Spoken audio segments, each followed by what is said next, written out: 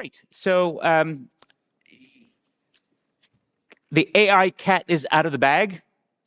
Can the grid keep up? That's the ostensible name of our session here. What we really want to talk about, and we've referred to this already with our first keynote speaker, clearly AI is a major new force on the electrification supercycle, as it's called. Now, just to give some context, around the world, according to the International Energy Agency, AI is still a relatively small share of global electricity, maybe on par of 1.5%. But it's a tail that's wagging the dog, particularly in certain locations, certain parts of Virginia. I was just in Loudoun County, Virginia, a few days ago, the world capital of internet traffic. I was in Ireland a few days before that, outside Dublin, where there is, again, another cluster. And the UK clearly aspires to be in the same league table as those places in terms of future of AI data centers. Now, your company is deep in the world of providing the enabling infrastructure, not just for AI, but all kinds of electrical loads, grid, and you're caught up in this super cycle in a positive way. Your order books are full for years ahead, and your customers are enthusiastic about your products. What can you tell us from the front lines of where demand and supply are meeting a crunch that we should know so that we don't end up with ever higher prices, longer delays, and dashed hopes for some kind of AI-led economic miracles that some countries are hoping for? What do we need to do? Okay, so I will start from the question, the leading question in the title of this session. Is the grid ready for it? If you look at you mentioned IEA. They estimate that there will be something like another 120 gigawatt of power to be added in order to support the load of data centers between now and 2030. So doubling, basically, what is consumed today by data centers. Just to put it into context, a million people city consumes more or less 1.5 gigawatt when it comes to the households, etc. So it's a huge amount of power which is to be added. And the grid is not ready for that. There is not enough capacity today in the grid. And even if we could be able to add that capacity, building the grid is per se a challenge. The grid today is responsible for about 20% of delays in projects of data centers which are being built. There are constraints in the capability to flow energy from one location to another, and also the ability of the grid to cope with the variability of the load of these data centers. I was with a customer recently, and they are building with us a data center which will consume 3.5 gigawatt of electricity in the US. And the guy said we need to swing it up to 70% of the load during learning phases in hundreds of milliseconds. Can the grid cope with that? No, it can't. So if we want just to stay on that specific point, we have a technologically sophisticated audience here. If we have that size of load swinging, and I've been to data centers, one in California in particular comes to mind, where I've seen the data, millisecond data, that the energy provider had to cope with. In that example, they cope with on-site fuel cells. That was a way that they dealt with it. But what do you recommend, or what do you propose for dealing with? Again, this is inference we're talking about. This is training centers where they swing that much. Yeah. How do you cope with it? So there are various ways, but of course, building overcapacity is one, and that's exactly what we should not do. Battery storage, very fast battery storage can kick in and support these swings. But again, you can't do that for several times a day and 365 days. So in reality, adding flexibility to the data centers themselves. So not pretending that these loads will be swung that fast, but scheduling the loads over time, kind of demand response. This is actually what needs to be done. And there is even a study that demonstrates that if you do that, you can reduce up to 50% the amount of gas-fired extra power that needs to be added to the network. This is the Duke University study from last year. That's pretty well noted. Right. So There is gear to be added, like battery storage. There is equipment like STATCOM and others, which will be needed to support the voltage over the grid, because during the swings there is also a problem of keeping the voltage stability. And there is a lot of digital to be added in order to coordinate the energy management system, basically, to coordinate how the energy is consumed and how the load is actually driven by this data center. So there is a bit of a play between the grid and the generation side and the demand side, which we call demand response. There's a lot of talk about batteries these days, and of course it's extraordinary, the decline in prices in grid-scale batteries that's happened. One expert who's worked in solar and batteries tells me that more progress has been made in batteries in the last 5 years than in 15 years in solar, or they've seen it in the same amount of time in terms of price reduction, scaling, and going commercial.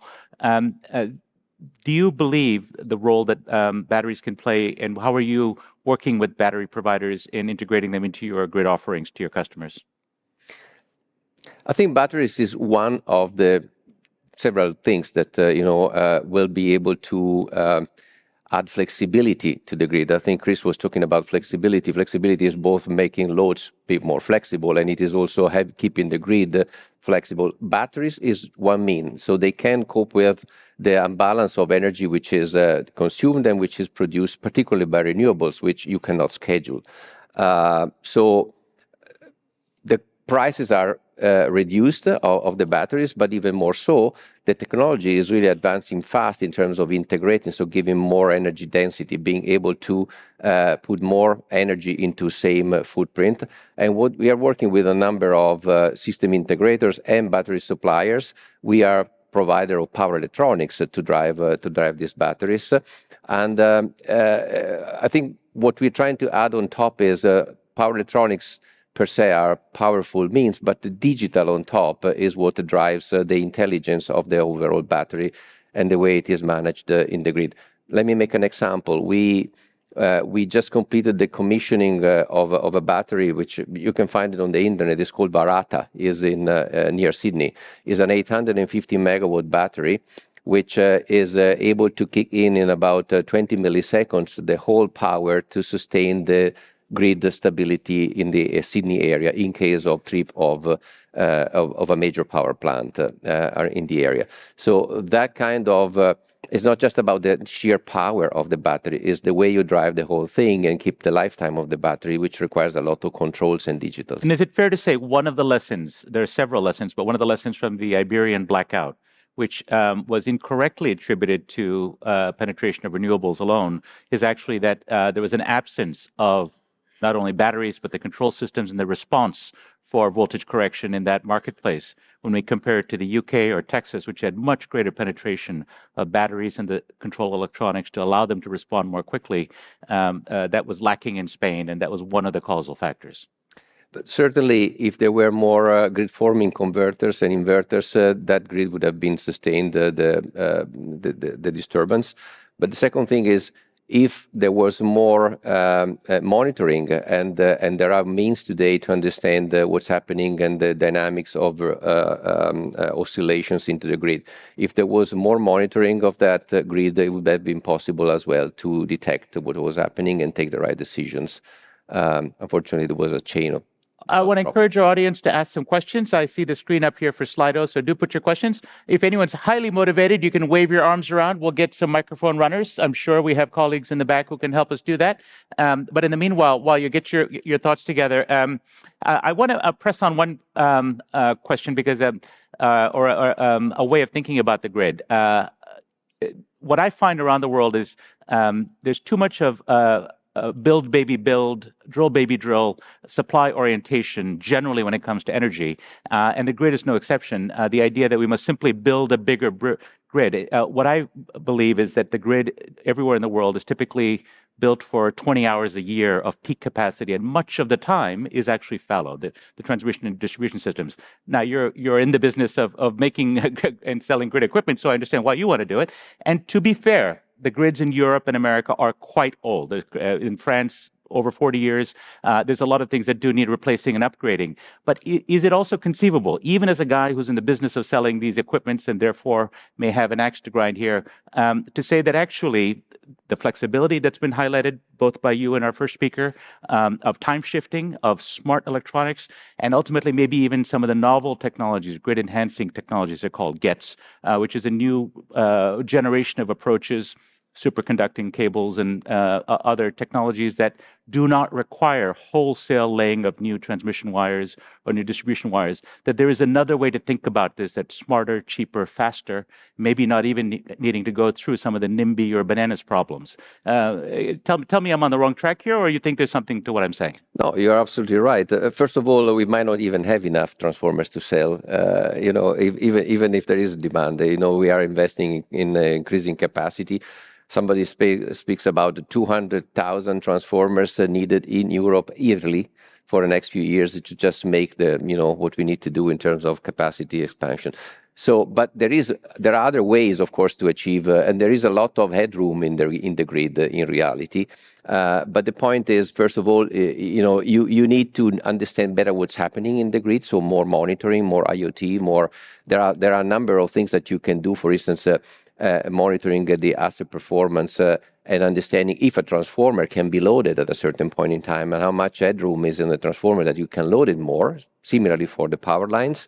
A lot of digital tools in the energy management systems are going in that direction to understand how much can you really squeeze your network and utilize it better. There is also, in a way, the possibility to drive the network utilization with the market policies. For instance, with the nodal prices, which are not very popular in Europe, but they are in the US. So in general, I believe that, and my company is involved both in selling the equipment, but also in selling digital and other technologies that are allowing for better utilization of the grid. I believe that there is a number of smart things that the TSOs and the policymakers can push in order to better utilize the grid, particularly utilize. Massimo, you seem such a mild-mannered gentleman, but I see you threw down on nodal pricing. We might need to have a showdown between you and our government representative after this session to talk about, for the geeks in the rooms over the coffee break, we'll have a debate. I'd love to be watching or moderating that debate. We have a couple of questions. Thank you to the audience for that. Let's talk about VPPs, virtual power plants. What role do you see? I mean, the promise and the dream has been there forever. I've been watching and encouraging this set of technologies and even a paradigm. They've been slow to take off, although there are some examples of VPPs that are quite large. What do you see as a practical challenge to them taking off and playing a bigger role? Look, technology is there. It's been there for probably a decade, and I believe it's more about having the right policies, the right rules in the market that would support the VPP adoption. I don't really see that there are constraints. I believe that they could be a solution to provide a better utilization, more efficient utilization of the means that are there. A lot of very distributed generation that can be aggregated and utilized in a much smarter way. So in general, we are positive on that, and I believe that it's not a technological gap that we have. It's just having the right market set. I think maybe UK and California are among the leaders in showing results from VPPs. Yep. But of course, there's always a potential for more. I think it's always a mystery to me. Yep. Well, we haven't seen more, but there are practical obstacles, and policy incentives may not be in place. And I see we have a question here. Let's get a quick microphone to the gentleman with the glasses there. Please identify yourself and make it a question.